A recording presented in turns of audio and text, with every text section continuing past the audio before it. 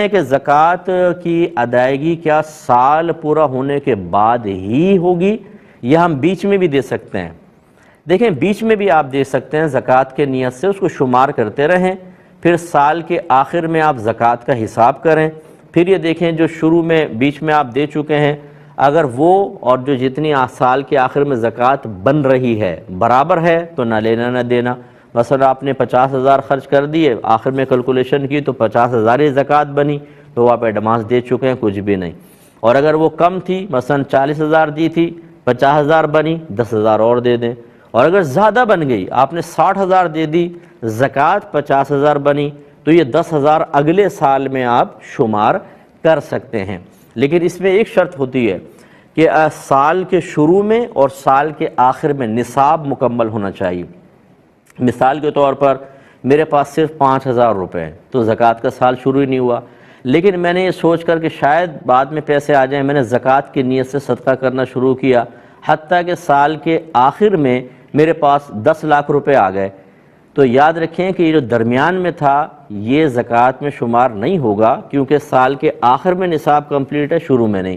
ایسے شروع میں کمپلیٹ تھا، میں زکوٰۃ کی نیت سے دیتا رہا، لیکن سال کے آخر میں اچانک میں زوال کا شکار ہوا، 5,000 روپے ہی رہ گئے، تو یہ درمیان میں جتنا دیا سب نفل صدقہ بنے گا، یہ زکوٰۃ نہیں بنے گی۔ یہ ذرا ذہن میں رکھیں کہ اذان کا ثبوت کیا قرآن پاک سے ہے جیسے نماز کا ثبوت ہے؟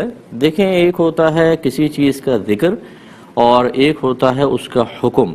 تو ذکر تو قرآن میں ہے، جیسے یا ایھا الذین آمنوا اذا نودی للصلاۃ من یوم الجمعۃ فاسعوا الی ذکر اللہ، جب جمعے کی اذان دی جائے تو تم اللہ کے ذکر یعنی نماز کی طرف کوشش شروع کر دو۔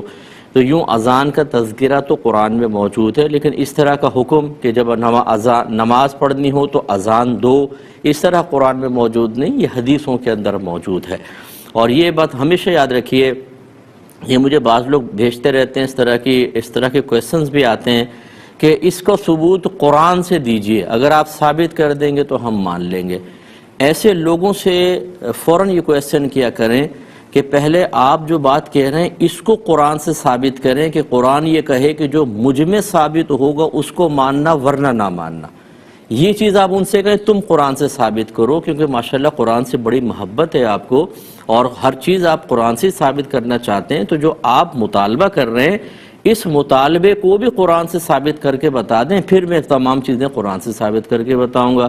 اور اگر آپ نہیں کر سکتے پھر بھی آپ مطالبہ کر رہے ہیں، تو اس کا مطلب یہ ہوا کہ اسی سے نتیجہ مرتب کر لیں کہ بہت ساری چیزیں ایسی ہیں، بہت سارے احکام ایسے ہیں جن کا ذکر قرآن میں نہیں ہوتا، بلکہ وہ نبی کریم صلی اللہ علیہ وسلم ارشاد فرماتے ہیں، اور بہت سارے امور ایسے ہیں جن کا ذکر نہ قرآن میں ہے نہ حدیث میں ہے۔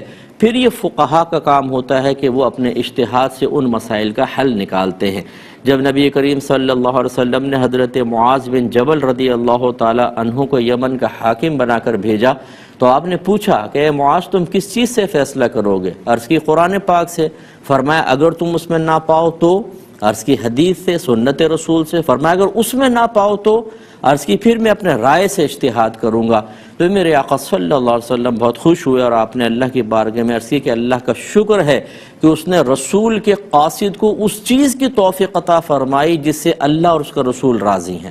ایک روایت میں جس سے اللہ کا رسول راضی ہے، تو اس کا مطلب ہے کہ یہ تیسری چیز بھی ایک اور ہوتی ہے۔ اسی لیے اللہ نے ارشاد فرمایا یا ایھا الذین آمنوا اطیعوا اللہ واطیعوا الرسول واولی الامر منکم، اللہ کی اطاعت کرو، اس کے رسول کی اطاعت کرو اور ان لوگوں کی کہنا مانو جو تم میں حکم والے ہیں۔